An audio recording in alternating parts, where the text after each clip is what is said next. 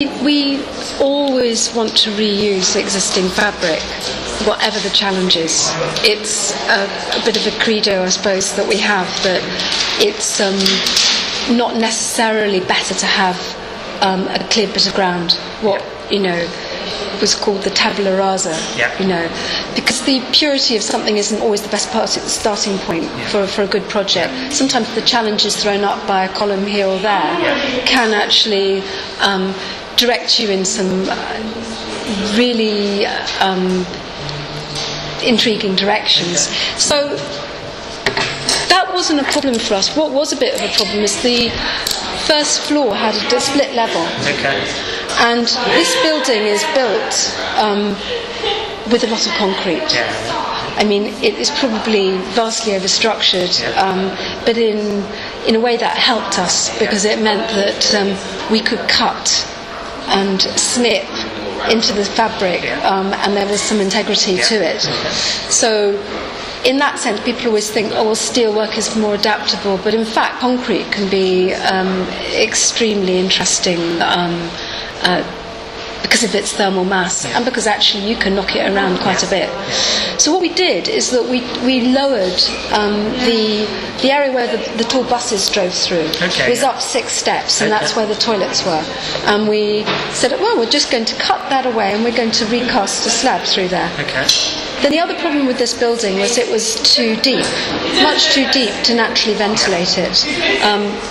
With smaller spaces, obviously when they had the large bus station spaces it was fine, but with the use that we wanted to put it to, which was lots of small cubicles, how are we going to do that in a very deep building?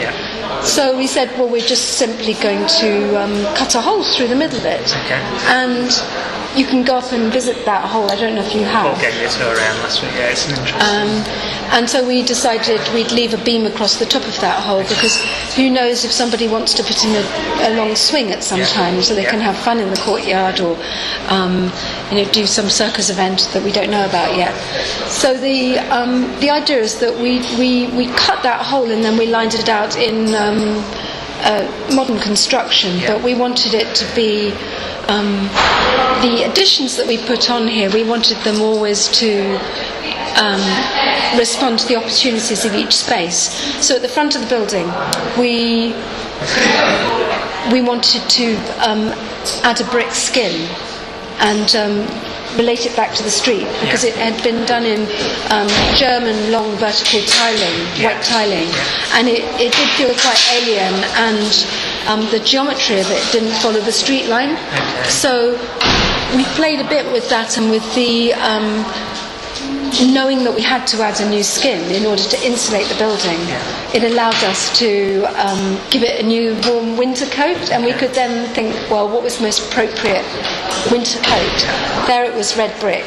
At the back, it was playing with always at the back of industrial buildings you had white glazed bricks for deep spaces, so to increase the light. So we did really like the tiles. We felt that they were talking to something. When you see them, especially through the trees coming from the station, we like that kind of light, welcoming backdrop. So we used white glass there in front of the old tiling, and you can see that. You can just hear.